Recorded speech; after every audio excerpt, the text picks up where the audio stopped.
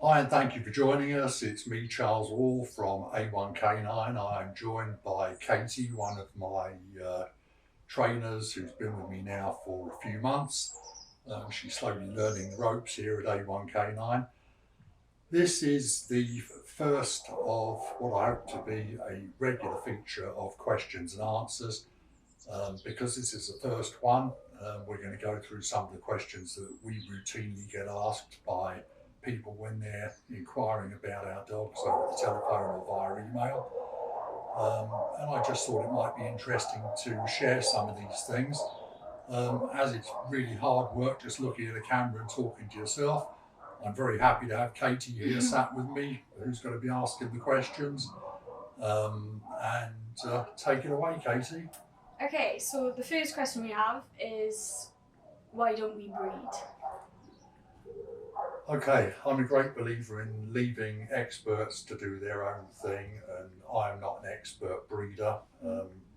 Typically, the people we deal with are, and the breeders that we work with don't only breed, they also source dogs for us, as you know. But the biggest reason we don't breed is that you would have too much of a wastage rate with the puppies.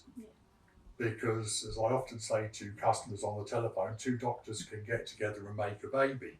It doesn't always follow that that baby is going to grow up and when it gets older go to university and follow in its parents' footsteps. The same is true with dogs. You can have dogs from super breeding who are very well put together, very healthy, very capable, very biddable. It doesn't always follow that all of those traits are going to pass through to the pups. So all of the dogs that we buy, as you know, are fully health tested when we buy them. Yeah. You can't health test them until they're 12 months old for hips and elbows. So really, it makes sense to actually buy the adults because you know that you're buying something that is healthy. At a year or 15 months old, when we assess them, you can normally have a good idea what their temperament and character is like. You can see, sort of how well rounded they are in all aspects, and you then make the judgment call as to whether to buy them and add them to the training program. Yeah, 100%. So that probably is one of my biggest reasons for not breeding pups. My next question would be what makes a protection dog then? What I look for in a protection dog is a dog that is very steady in its general temperament, something that is accepting of people, something that's very naturally bold, self-assured, if you like. Um, I try and avoid dogs that have got any sort of nervy edge to them, because when you've got something that is nice and confident, you know that it's only going to act at the appropriate time. Yeah. If you've got something that's a little bit edgy, sometimes if it's fearful for itself, that can provoke a hostile reaction to somebody. Just because the dog is taken aback at something is really, it's no excuse for scaring somebody who doesn't deserve to be scared. Whereas, as you know from working with the dogs, most of our dogs super social with people, love meeting people, love cuddles, love everything else. And it's not really until you put them into a situation where they feel threatened or they feel their handler or owner is being threatened that they're going to react. Would you say males or females are better at protection? Well, you could apply the same thing to human beings. If you've got a capable female, the capable female is typically as capable as a male. The same is true with dogs. It comes down to the individual, and it comes down to how well versed they are at what they do. So, in the case of a protection dog, if you've got a female that's well versed in her skills, she's going to be as capable as a male. The big difference really is the size between the two of them. And typically, as you know, the males sometimes have a bigger deterrent factor for the simple reason being that they are larger physically, there's more of a physical presence. Yeah. Does breed matter? Do you think?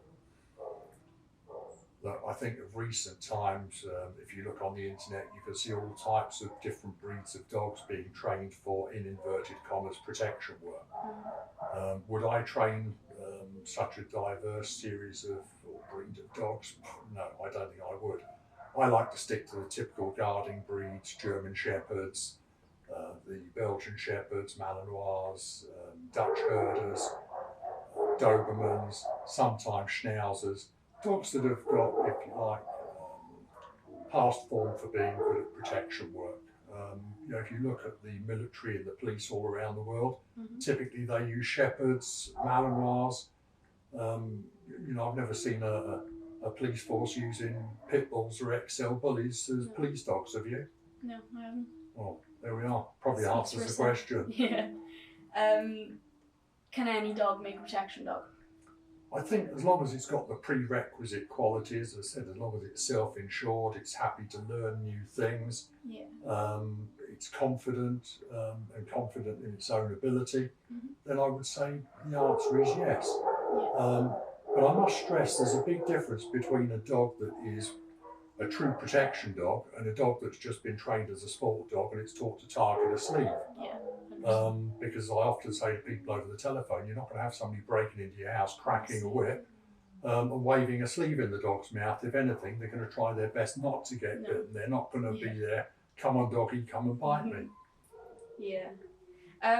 Most of our dogs aren't neutered. Is there a reason for that? Typically when you're new to dogs, you can cap their drive a little bit. To be honest, by the time the dogs leave us, they are, as you know, 3 years plus. If you're new to them at that age, typically it doesn't make any difference. I don't think I'd want to be neutering a young male or a young female. But so once they get past about 3 years of age, all their maturing is done. I don't think it makes an awful lot of difference. When they go to families, will they forget or need refresher training? Do you ride a bicycle? I do. Right. When did you learn to ride a bicycle? 3 years old. Right. When was the last time you rode a bicycle? Years ago. Right. If I gave you a bicycle now, could you get around and ride it? Yes. Right. So you don't forget how to ride it. No. You'd probably just be rusty. Same is true with the dogs, right? If you don't practice their obedience, they're going to go rusty. They're probably going to be a little bit more sluggish in the speed in which they obey your commands and stuff like that. As regards to protection work, typically they never forget. But once again, they can become rusty. If you've got a skill and you don't use it, over a period of time, it's going to fade. Happens with humans. So I always suggest to people, if they're going to go on holiday, go away for 2 or 3 weeks. In the summer, or whenever they decide to take their annual holidays, just send the dog back to us once in a while. We'll brush up the obedience, we'll brush up the protection work. It's rather like sending your car in for service.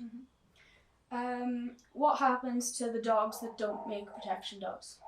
Well, once again, you know this because you've got a couple of them on your watch. I mean, take Nico the Doberman. I bought Nico thinking he was going to do protection work. He's an imported Dobe, all the health tests done, checked hips, elbows, wobbler's disease, degenerative cardiomyopathy, flew through all the health tests, so an expensive dog coming in. That dog, in my opinion, is never ever going to cut the mustard when it comes to doing protection work in a real situation. And again, unlike some others, I won't mug people off and try and sell them a dog that I already know isn't really going to cut the cake. And so he's for sale as an obedient pet. Going to make a beautiful obedient pet for somebody, and the dog will be placed in the right environment as a pet. He wouldn't be in the right environment if I placed him as a protection dog. How long do they take to settle once they're in the house?